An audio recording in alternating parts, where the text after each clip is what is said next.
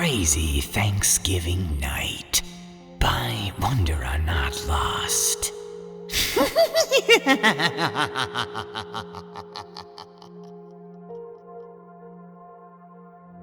I'm a male nurse at a large hospital in San Francisco. I work in the ER, and as is typical, Thanksgiving night was very busy. Now, my wife is also a nurse for the same hospital. She works in labor and delivery. Between babies being born left and right and the people coming into the ER, we hadn't had a chance to take a break together, as we try to do every shift. So when she called, I figured it was to say she wanted to meet up for a bite to eat in the cafeteria. When I answered, I heard in the background a male voice screaming profanities, and my wife, who is fluent in Spanish, trying to calm this guy down. She told me their pager wasn't working, and they needed security stat. I quickly hung up and called for security, told my fellow nurses what was going on, and ran for the labor and delivery department, worried sick about my wife. That was when I ran almost smack dab into this visibly angry man. He wasn't huge, but the bro definitely worked out, and not at the gym. He was covered in prison tattoos, and he was obviously a banger.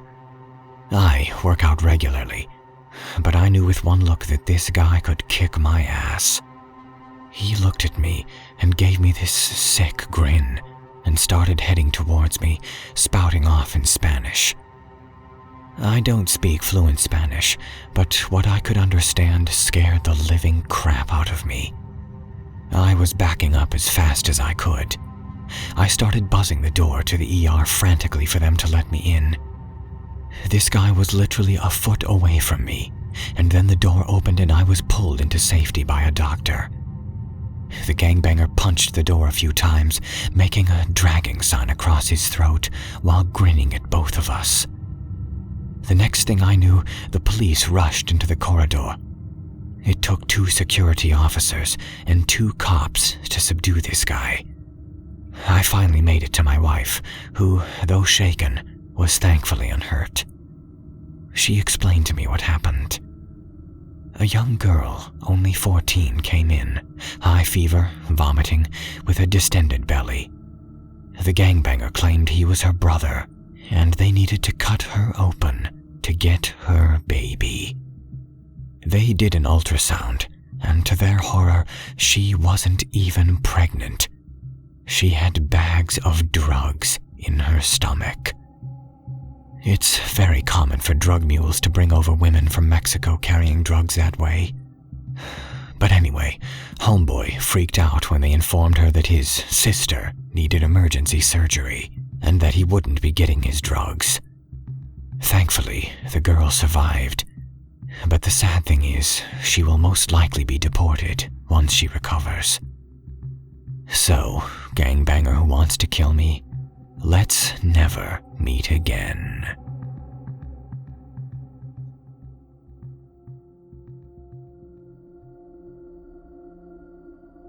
Crackheads meowing in the park on Thanksgiving by Charming Janitor XXX. Yesterday on Thanksgiving, I woke up from having slept late and wanted to go for a walk in the park before the sun went down. As I pulled into the parking lot, I noticed a van next to me. There was a woman outside the passenger door of the van. She whirled around and stared at me for about 6 seconds. Her face was completely cracked out. It had that sunken reptile look. Her eyes were absolutely dead. I could tell she was completely out of it. In the driver's seat was a greasy-looking man. He was just staring at me. I got out of the car and wasn't too worried yet, because this park is kind of on a busy street. I began walking towards the path that would lead me into the park, while constantly looking behind me, but the crackheads were now in the van, rooting around for something. As I made my way further into the park, the sun began fading fast. I was also upset because I really look forward to walking in the park for stress relief. But the darker it got, I kept worrying that the couple were following me or waiting around the next bend for me. Finally, I gave up any chance of enjoying this stroll and decided to return to my car. This is where it gets doubly odd. As I exited the trees and made my way back to the car, I saw the van. At this point, it was about 2 minutes from my car. The woman was outside the passenger door again, only this time, the man was standing next to her. She began making sharp, high-pitched mewing noises, and then moaning. Then a blue light appeared before my feet and kind of danced back and forth in the front of my feet. The guy was holding a flashlight and shining it through the van windows, directly in front of me. Every internal alarm I had was going off. Both the man and the woman were watching me with dead eyes, the woman still mewing. I was too afraid to run back into the trees and risk an incident where no one would be around to help me. I just decided to risk the chance that I might be faster than them, that I could get in my car quicker than they could do whatever it was that they were going to do to me. I began walking at a fast clip toward my car, while keeping an eye on them. As I got 5 feet from my driver's door, the man made a beeline for me, his blue flashlight hitting me in the eyes. He was right at my trunk, heading for my driver's door, when I shut it and locked the doors immediately. The woman walked to my passenger door and just stared in at me. The guy did the same at my driver's door. I flipped the man off, and very obviously he mouthed the words, "Screw you," in slow motion. I started my car and sped off from the parking lot and returned home.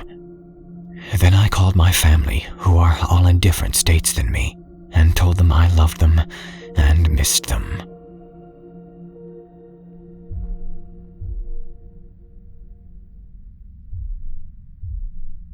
I was feeling generous on Thanksgiving by J. Persnicket. I've been lurking on this sub for a while and wanted to share my story. It was Thanksgiving 2011, and I was celebrating at my grandparents' farm in the little town of Seville, Florida. It's north of Deland. I'd had way too much to eat that holiday and was about to leave to drive back to school in Tallahassee. I stopped at one little gas station in town to fill up before getting back on the highway. I had just finished filling up when a lady walked up to me. She was really ratty looking, with crazy, blonde dyed hair, even though she was a brunette. But this is backwoods Florida, so no judgment. There were rarely kind people who looked like that in these parts. She started talking to me about how her car had run out of gas. She pointed to an old junker parked over near the convenience store, and if I could possibly give her a lift and cash to get home. I usually don't say yes to such things, but it was Thanksgiving weekend, so I was feeling extra generous. So I told her I'd be happy to fill up her car a little to get her back home. Then things started to get weird. She kept insisting that I give her cash, and that the car was so empty she couldn't drive it to the pump. I didn't know why I didn't leave right there and then, but again, I was in a good mood. I told her if she had a gas can, I would put some in, but I didn't feel comfortable giving her cash. But she kept objecting to that, and eventually went over and pulled a gas can from her car. I started filling it up. She put her hand on me and said, "Do you have a girlfriend?" I told her no, politely. She said she wanted to pay me back somehow for the gas and asked if I wanted to come to her place. Of course, I told her no, less politely. But she kept touching my shoulder, thanking me, and then offering me a service behind the station. So I stopped the gas pump, got into my car with a gas can. I called my mom later and told her about the creepy, sleazy encounter. She paused and asked me if this lady had ratty blonde hair and looked like she was on drugs. I confirmed that yes, that was what she looked like. How could she know that? This lady apparently was all over the news. She was a prostitute in town and had been at a party earlier that night. An exchange had gone south and her baby had been kidnapped by a client of hers and left under a bush in town. She hadn't even bothered to call the police about the missing child until later. Needless to say, they were both arrested and charged, and I can provide the news stories if anyone needs proof. That morning in the headlines, prostitute solicits me for money while her child had been kidnapped by a client.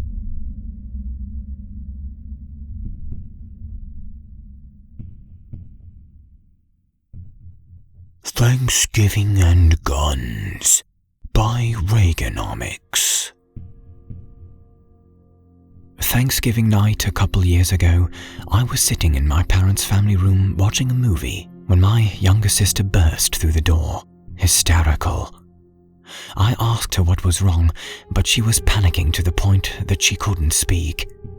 She just kept trying to call her boyfriend. After calming her down, she explained to us that while she was driving home on a dark, somewhat secluded road, a couple of creeps began harassing her. They were driving uncomfortably close behind her, and then they tried running her off the road. She called her boyfriend, who came to her rescue by getting the guy's attention. Thankfully, my sister made it home, but she was worried about her boyfriend because he wasn't answering his phone. After calling again and again, he finally picked up his phone. My sister overheard some of the conversation he was having with these jerks, and she heard someone say something about a gun. Needless to say, she freaked out, and my parents called the police and took her down to meet with her boyfriend and a cop. Apparently, these guys were drunk and had pulled a gun on her boyfriend. Fortunately, the police found those boys and hopefully punished them accordingly. People are such idiots. And of all things, on Thanksgiving night.